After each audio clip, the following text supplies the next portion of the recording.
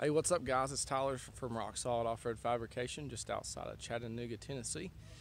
We just finished up this really badass JK build behind me here, and I know most of you guys have been following along on our Facebook and Instagram pages, and we've been so busy with it, we really haven't had the time needed to go through every little detail on the build. So, promised you guys a full video, walk around on it, go over all the little details, and so we're going to do that real quick.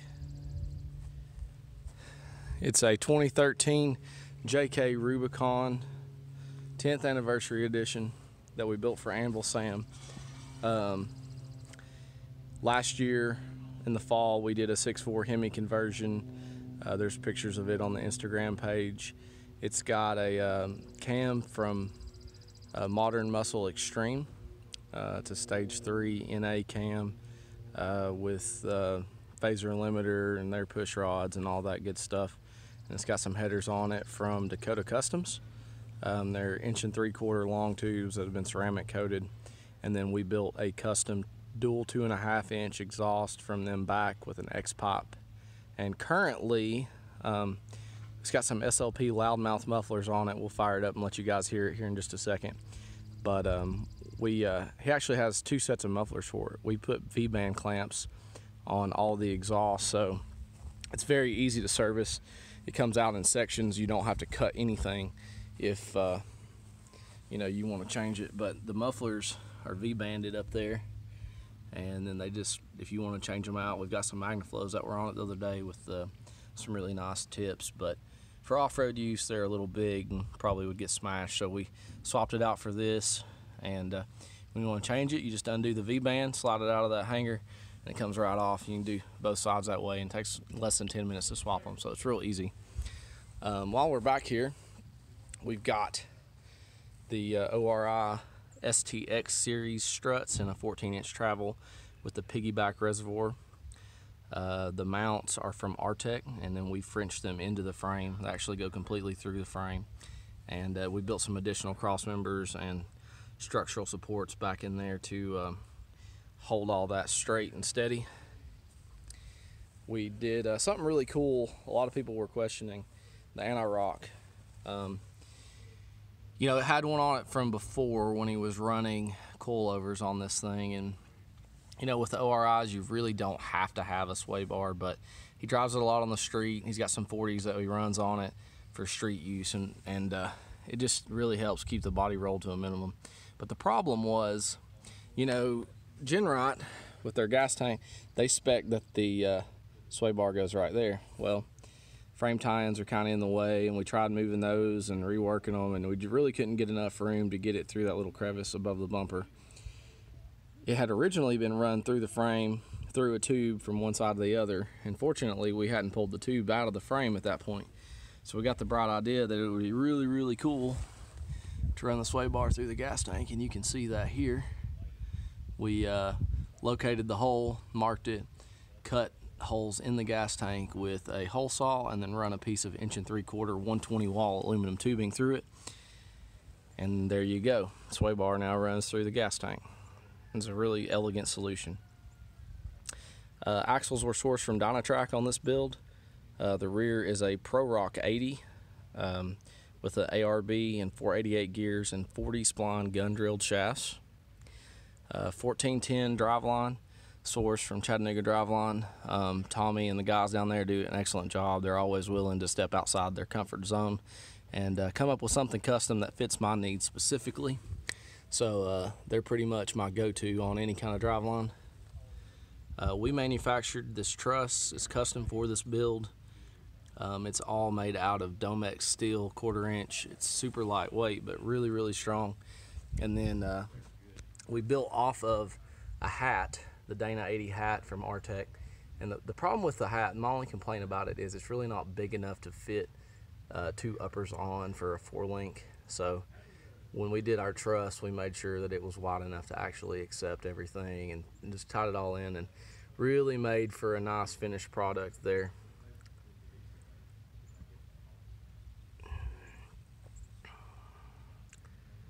So we got air bumps on there with pads as well. That's again, not really needed for ORIs. They're kind of built in. They have built-in bump stops, but It just, if you ever jumped it or something like that, it's nice to have that extra little, you know, help right before it slams down on the bumps, and just, you know, protects everything. Helps take some stress off the struts. So the gas tank, again, it's from Genrite. It's their Crawler Series tank.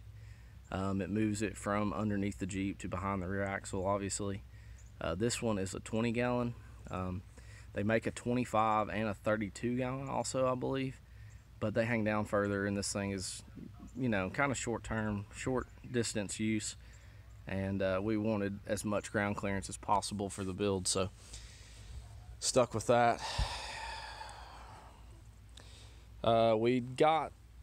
This thing used to have some poison spider fenders on it, and they looked really good and functioned fine, but in the front we had issues with tire clearance, and there really wasn't a good way to modify them. So we decided to hit up Moto-Built. Dan and the guys down there, they manufacture these. They're all 3/16 plate, and they got them to us quick, like it's in a few days, and we powder coated them and got them put on. Jason Williams down at Top Notch Customs does all our powder work for us, and he always does a jam up job on the quality. I know he's kind of got a bad rap for being slow, but honestly, it's really worth the wait. He does a jam up job. He never lets anything leave that's not up to his quality standards. So on these fenders though, for Moto-Built, we actually had to come in here and we trimmed all this out, curved it in nicely, tied it in where it looks good with the Flow-Built Conversions grill. And we modified these R-Tech inner fenders. This section right here was actually pulled up to tie in, you know, everything flows nice. We welded that up and finished it out. We manufacture these reservoir mounts. We got different widths based on how long your reservoirs are. We actually specially designed these for the ORI reservoirs because they're shorter than most shock like coilover style reservoirs, so they run through. And then again in the front, we're running 14-inch STX ORI struts with Fox pump stops. One little nifty detail is this frame notch. This thing has 6 inches of up travel at ride height. So the height that you see it right now, we've got just over 6 inches of up travel. And you know, you see a lot of big Jeeps like this.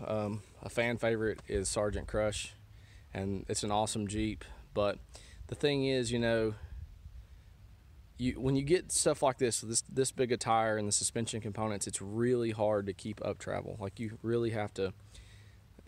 You can't keep a Jeep low, and you know, it's just a problem. But with this thing, we really wanted to maximize the up travel, which, at ride height, with it being this tall, we needed the steering and the track bar to be more of a high steer setup. So the track bar mount is raised up over what Dynatrack sends you, and so by doing so, it really makes it drive awesome on the street. But the frame was in the way to get up travel, so we built a slick little notch for that and put that in there. So now when it goes to full bump and it's all flexed out, the drag link and track bar fit up in there, and it allows for clearance. So what else? All right, so the front axle, it's a Dynatrack Pro Rock XD60, aluminum knuckles, 488 gears, ARB, 40 spline gun drilled shafts.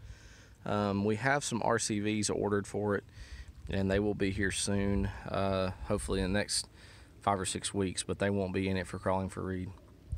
And the one thing that we didn't like about the Dynatrack setup was where the steering ram goes. It's down here on the bottom, and we tried moving it up. We were going to put it kind of in here, but the problem there was with all that up travel on this end, the drag link and the track bar get so close, there just wasn't room for it. So we kind of compromised there. We decided that we would just use the Dynatrack mount, and I built this really cool skid for it. And for you guys that are running this axle, it does work with any XD60 72 or the 68-inch wide version.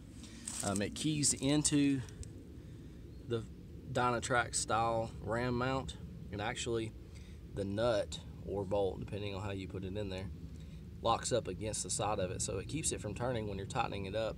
It really kind of makes it convenient. Almost acts like a flag nut. So did all that, and then we built a full truss for this as well. Goes from knuckle to knuckle, ties into the bump stop pads, and then the bump stop pads are fully integrated into the strut mount and lower control arm mount. It's all one unit. Just really makes it tidy and clean and doesn't look out of place. Custom top link mount that we build. We offer these in different heights. You just pretty much all this stuff, if you just call us, we can make it. It's you know, we don't have it listed on our website just because most of it's custom one-off parts, and we tailor them to fit your specific build. We don't necessarily have a one-size-fits-all like most people and most manufacturers do. That's where we really stand out from everybody else. We got a Warn 10S Xeon winch, the Factor 55 splicer link, some rigid lighting on this thing. It's a 12-inch single row. This track bar mount is, we were going to build one, but we found out RPM Fab has one that's like, they had it on the shelf. It saved me some time, so just ordered it up, cut the old one off, welded it on. And again, that's to maximize the up travel because it moves it forward and lets the diff go in behind it when it goes up.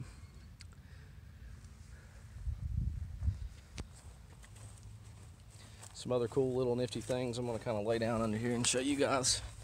The links are from Wide Open Design. They're just about 2 hours from us, so we get stuff real quick from them.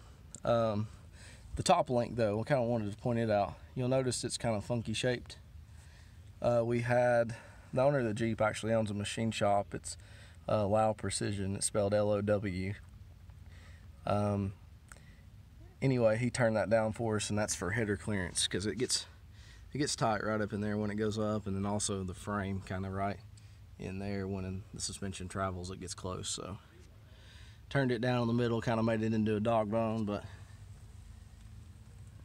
the fancy Wide Open Design logos in there.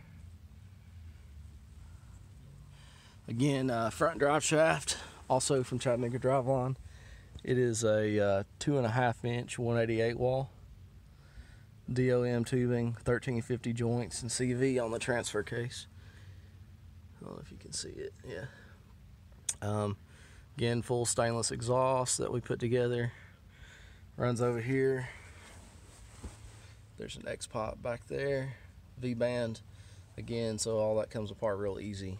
The brackets that are for the front suspension are kind of different. We started, this Jeep originally had a Rock Crawler Pro Series long arm in the front, and we had to significantly modify these mounts to allow the use of the joints that are from TMR. It's their lifetime Heims, so it's pretty neat. Cut the bottoms out and then clearanced them, plated them up so that you get more articulation without any bonding. The skid plate we manufactured, we designed and had manufactured, I should say. Ties into the Artec engine skid seamlessly and follows along the profile of the link arms and the cross members.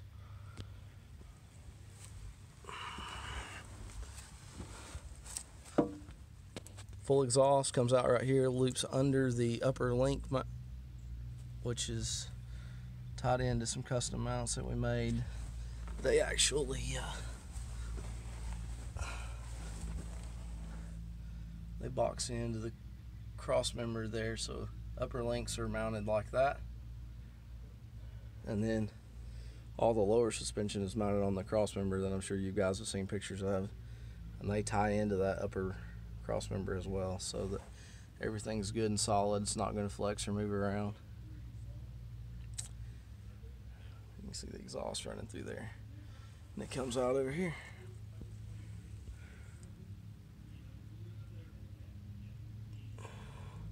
Still has full emissions, still emissions legal. We've got an Aeromotive dual 340 60/40 system with all -8 plumbing on the pressure and return side, so this thing's got plenty of fuel. We've contemplated adding more power to this thing this fall, and we didn't want to have to go back and you know, add fuel to it, so just decided to do it all at once. But anyway, I guess that's about it. Let's fire this thing up and let you guys hear this Hemi with this exhaust. It sounds amazing. It definitely stands out.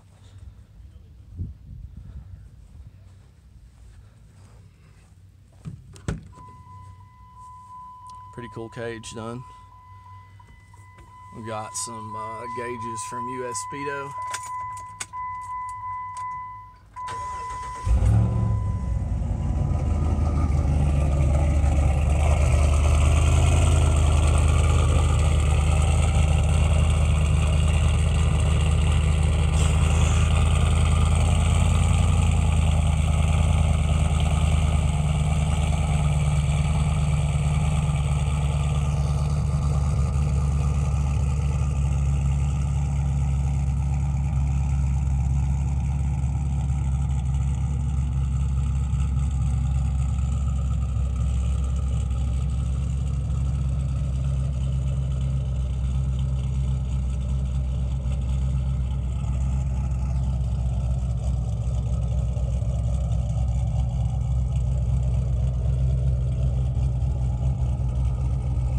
Pretty rowdy.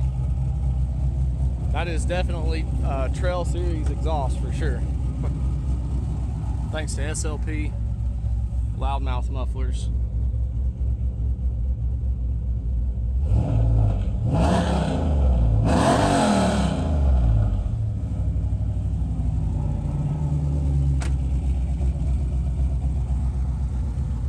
Thanks everybody for watching. If you have any questions, check out our website, rocksolidfab.com. Our Instagram is rocksolidfab. We also have a Facebook page at Rock Solid Off-Road Fabrication, and check out our YouTube channel as well. This video is brought to you by Horsepower in America. Thank you guys for watching.